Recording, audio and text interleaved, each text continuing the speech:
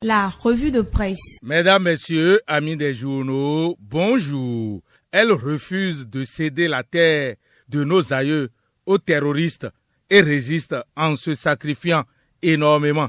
Ce sont les forces de défense et de sécurité. La boussole à cet effet voit la pression terroriste et la riposte exemplaire des forces de défense et de sécurité. Elles ont neutralisé 17 assaillants dans la Pendjari, constate Bénin Intelligent. Ceci après une attaque. Le journal est appuyé par l'événement précis et le coopérant. Les forces de défense et de sécurité du Bénin ont repoussé une attaque armée intervenue le samedi 7 mars 2026 dans la zone du parc de la Pendjari. Face à cette offensive, les unités déployées sur le terrain ont réagi avec vigueur, appuyées par des hélicoptères de l'armée permettant de mettre hors d'état de nuire plusieurs assaillants. Cette intervention combinée a conduit à la neutralisation de 17 terroristes et le sacrifice suprême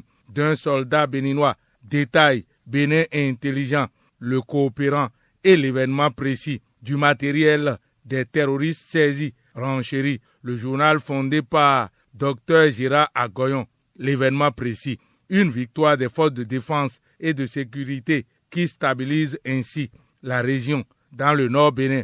C'est au niveau de l'indice des prix à la consommation que Décryptage Info découvre une stabilité du niveau général des prix au Bénin en février 2026. Le bulletin mensuel de l'indice harmonisé des prix à la consommation publié le 9 mars 2026 par l'Institut national de la statistique et de la démographie fait état d'une stabilité du niveau général des prix au Bénin en février 2026, à en croire Décryptage Info. Le télégramme de Étienne Ouessou va sur le terrain de la guerre au Moyen-Orient et en ressort avec le constat selon lequel le Bénin réitère son attachement au multilatéralisme et à un monde pacifié. Les premiers effets sur le coût du pétrole sont exposés dans les colonnes du journal Le Télégramme. La Nation, le quotidien du service public, s'intéresse aux dépenses publiques et fait focus sur l'efficacité budgétaire.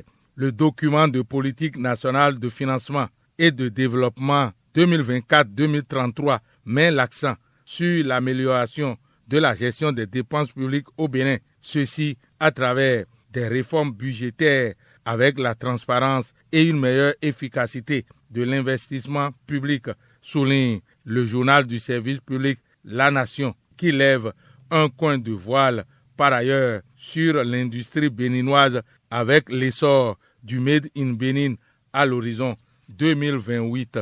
L'objectif global au ministère en charge de l'industrie sur la période 2026-2028 est de favoriser l'émergence des entreprises industrielles et le développement des entreprises commerciales valorisant les produits locaux pour soutenir la diversification économique et la promotion du Made in Bénin.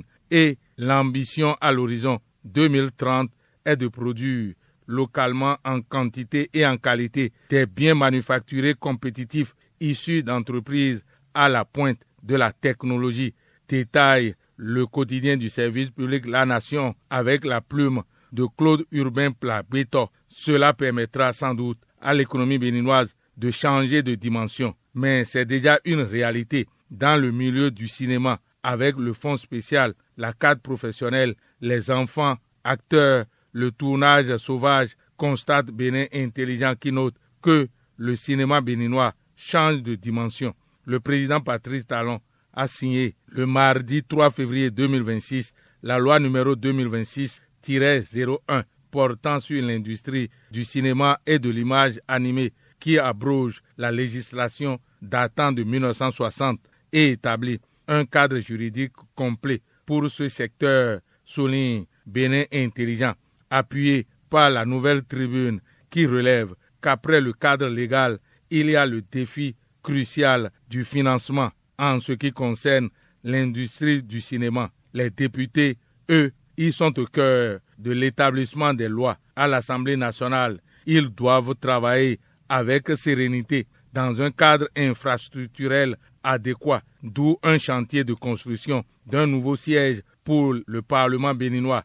À cet effet, le président Joseph Fifame Djokbenou et son bureau s'imprègnent de l'avancement des travaux, rapporte le Télégramme, la Boussole, le Matin, le Pays émergent.